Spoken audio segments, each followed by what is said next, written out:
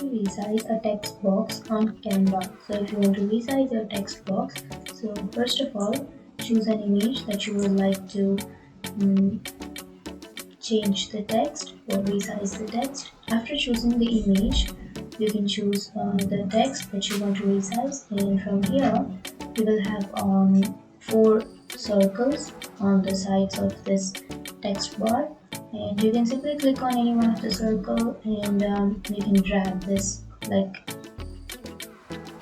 up and down. And if you drag this upwards, then it will enlarge, and if you drag downwards, then you can see it shrinks. And so that's how you enlarge or resize. And after that, if you want to take this one elsewhere, then you can simply click on it and drag this upwards or downwards. So that's how you drag it. So that's it, guys. That's how you resize a text box. And if you have any questions, feel free to comment below. Thanks for watching.